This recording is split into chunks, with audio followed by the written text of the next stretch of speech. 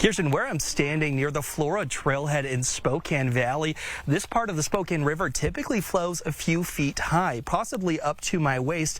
Take a look around here right now. It's pretty quiet, vastly different scene as yesterday here there was an active manhunt looking for the shooter. Also this Eric Kirsten, the main takeaway from this environmental quality study is you don't need to hold back having a splash in Lake Coeur d'Alene or a beach picnic with the family. But sometimes we get a text, an annoying text. And that text message might be from an unfamiliar number, possibly posing as a bank saying someone's trying to send you some cash. So why don't you go ahead and click the link that I've sent to you? Well, it's not clear if the shooter is moving to multiple areas and taking fire on law enforcement or if it's multiple shooters. They don't know yet. They also said it's unknown how many casualties are from this incident. Kirsten, take a look at my phone. This is a map of Washington showing all of the sites across the state where you can go and pick up naloxone for free. Where I'm standing right now is one of those sites, and it's as easy as walking in and asking for the life-saving medicine. It's not typical that when you're in a high school, you have the ability to walk up to a bank teller. What can I do for you today? I'd like to cash a check. Hunter Bertram here with 4 News Now. We're outside the Ada County Courthouse in Boise, Idaho. Tomorrow, Brian Koberger faces judgment for the University of Idaho murders. In the courtroom today, emotions ran high with disgust, anger, sorrow. This sentence marks a turning point for these families as many hope to start a new chapter in their lives. We'll just show you right away what the crash is looking like. It appears that a car went off this overpass, flipped over onto its head, and is now lying on I-90 eastbound exit 282. And if we pan a little bit to the right, you can see the fence where this car did break through. Jordan, have a look at this video where Spokane County Sheriff's Office say the violent morning began at Whistle Stop Coffee Shop in Spokane Valley on Sprague. This security footage shows what police say is an armed man with an AR-15 and a 9mm handgun. Right here where I'm standing is supposed to be the endpoint to this more than 1,200-foot-long zip line. And if you can take a look in the distance behind me, the Monroe Street Bridge, just behind that, a Place of Truth Plaza. Now, as for when you'll be able to zoom under the bridge, Derek, that's a question on everyone's mind today. Koberger now has been transferred to prison, but we still don't know why he did these crimes. Well, earlier, Bill Thompson, the prosecutor on this case, he said that he doesn't want to know at this point. He doesn't believe that if they were able to get a confession, a reason, any information out of Koberger, which he decided to remain silent today, that it would even be truthful. Thank you. under the summer sun, these kids would do what any would. They sell lemonade. Why is it so fun? Because we get to do serve others by doing lemonade. Doing lemonade right, ice cold and with a smile. It makes me so happy to even make a buck or two. They're just great. I love them. But today they're not making any money for candy. They're making money To donate money to the firefighters. Coeur d'Alene saw a tragedy Sunday. 2 firefighters killed in an ambush, a 3rd injured. We just talked with them about it.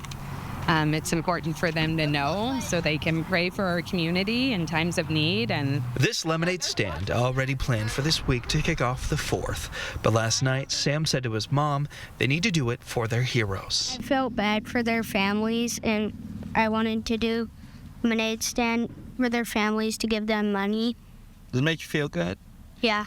Sure enough, the message got out on social media, and customers came flocking. that's what I love about our community. There's always unity, there's always beauty. Shortly after the boys started selling lemonade, a special guest arrived. Coeur d'Alene Fire Chief Tom Greif. Can I buy some lemonade? Actually, I'm really thirsty. A chief mourning a fallen comrade, taking the time to thank these boys. And I have something for you guys. It's their challenge coins Yep. from the fire department. Let me see. Yep. Because you guys my are doing goodness. so much hard work here. Hard work for sure. Kirsten, they also told me they've already raised over $100. Live in Coeur d'Alene, Hunter Bertram, 4 News Now. Maxwell Avenue and Wall Street in north central Spokane. Neighbors calling it today what it used to be, a highway for drugs and crime, thanks to this house. It's a drug house. I mean, it's a place where people do their drugs. The house is now boarded up, a vastly different sight than when we were here in May following a federal drug bust. This man who was going in and out of the house spoke with us then. I haven't seen any drug trafficking since I've been here. The feds say they found guns and drugs inside the home, which is just a few hundred yards from thousands of teenagers at North Central. And there's a boatload of kids who walk to school here. So, yeah, it's nice. It's nice that it's gone. Within the last few weeks, the city of Spokane issued a do not enter order, removing everyone from the house and telling them not to return, saying it's unsafe to live there. All while the federal government continues to move forward in seizing the property. Nevertheless, neighbors are happy it's boarded up. But I think it's gotten a lot safer since it's out of here. I mean, realistically, like I said earlier on, Walmart's pharmacy had nothing on that place across the street. Nothing at all. Stephen McCormick lives across the street, but he shared a new concern for him and his neighbors, the winter ahead and squatters. Most of these places are made out of wood, and all it takes is one good wind and one good amber. And today it remains unclear when the feds could seize the house and what they'll do with it, but it's still clear these neighbors are overjoyed to see it almost gone. We know it's not coming back, and we're real happy about that. In Spokane, Hunter Bertram, 4 News Now. For the past 6 years, Ben and his wife, Shayna Strogan, have unlatched their wood splitter, slicing heavy logs into manageable pieces for people like Irene Radford. I don't know what I'd do without him because my husband passed away 3 years ago. He would go out there and gather firewood for Irene to keep warm in the winter. James Radford died of prostate cancer in 2021. Irene left with a need for a new helping hand. They do have my back. What do you feel in your heart? I feel blessed. I really do. It gets hard in the community, and we try and bring that together to providing free heat to these elderly and disabled, be able to get the community together and work as one unit. Ben leads this challenging mission with the support of the Bertram Lions Club, his wife, and community members. Splitting wood using a chainsaw and swinging the axe can all be hard, but imagine doing that like this. Ben is 90% blind. I loved sawing when I was a kid. I've done it my whole adult life, all the way up until I was blind, and it's not something I wanted to stop. And he didn't. Now he's in charge of getting this massive stack of timber into the homes of people he feels so close to. Me knowing that I needed help, especially when I started going blind, I needed a lot of help. And being able to have that community that wrapped around me, he says, is something he could never repay. It feels great, honestly, because with my husband and I, and with the Lions Club, he needed help. We got help through the Lions Club. Now here we are returning that back to the community. So for Shayna, Ben, Irene, and the Lions Club, this timber mission goes beyond keeping homes warm. It's a way to connect, kindling new warm hearts. In Bertram, Hunter Bertram, 4 News Now. Are you okay? That's the last text Ashlyn Couch sent to Madison Mogan the day of the murders. It's not easy for her to talk about, but she agreed to this interview because she says it's time to change the focus of the murders. An infectious smile, cheek to cheek. That's Kaylee Gonsalves. Madison Mogan, a friend you'd hope to meet. Maddie and Kaylee were so close that they were more like sisters. Inseparable sisters, even in their final moments.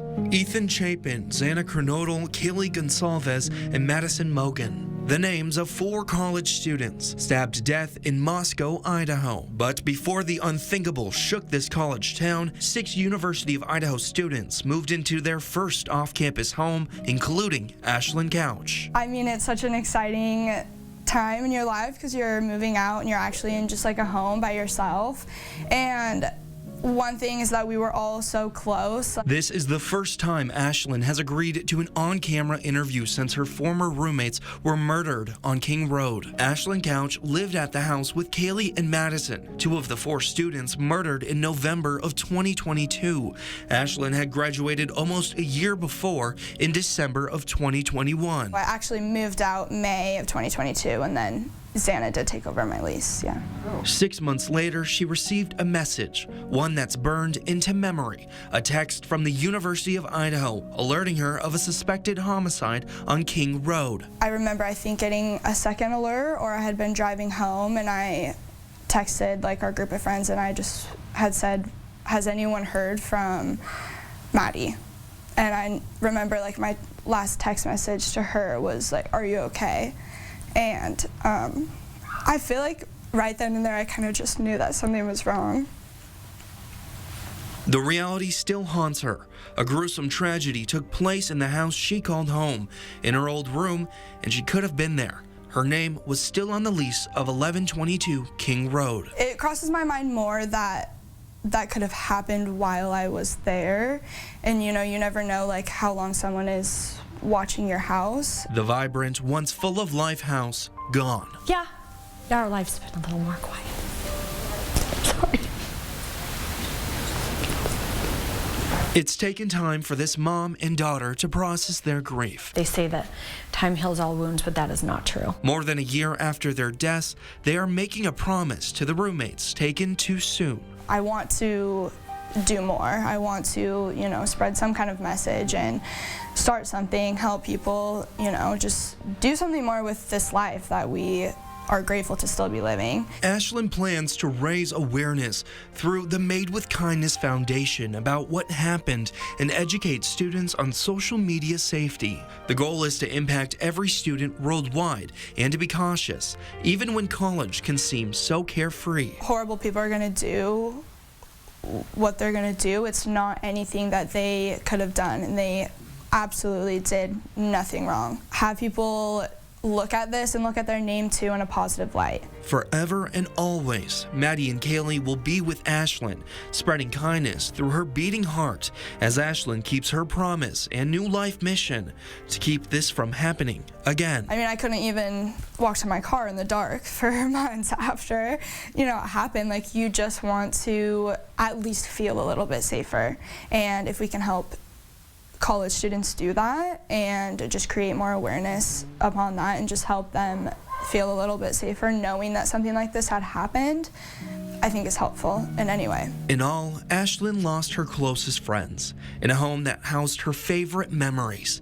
Yet one wish will go forever unfulfilled. You wish that you could just say goodbye, and that's one thing that I just wish that I could do at least one more time, is like, you know, just give her one last hug just to be able to say goodbye.